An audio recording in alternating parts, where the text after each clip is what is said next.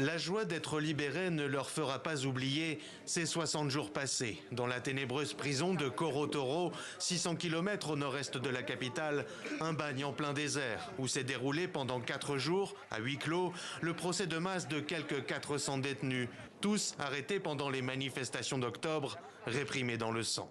Transférés il y a quelques jours à la maison d'arrêt de Klessoum, les 80 jeunes libérés présentés comme mineurs ont été conduits dans un centre social de la capitale où les attendaient leurs familles. Des pères, des mères, des sœurs qui ont connu des heures d'insomnie. Un jour, j'ai reçu le message, on m'a appelé pour me faire savoir qu'il est à Toro Toro. À partant de ce jour, Dieu merci, je ne fais seulement que de prier.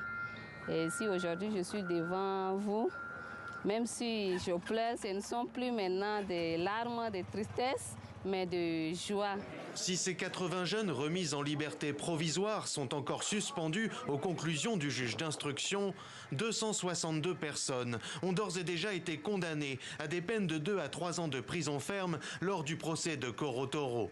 Un règlement de compte, une parodie de justice selon l'ordre des avocats tchadiens qui pointe des conditions de détention proches de la maltraitance. Et pour les familles et les proches des condamnés, l'inquiétude demeure. Certaines familles seront toujours là en attente. Il y a des pères de famille qui ont été aussi enlevés.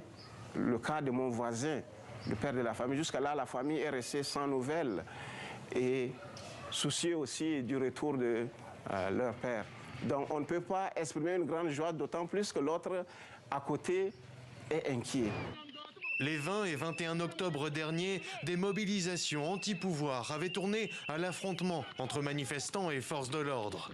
La violence de la répression avait fait au moins une 50aine de morts à travers le pays et plus de 300 blessés. L'Organisation mondiale contre la torture mentionnait fin octobre plus de 2000 arrestations et depuis, opposition et ONG locales évoquent des disparitions forcées et des exécutions extrajudiciaires.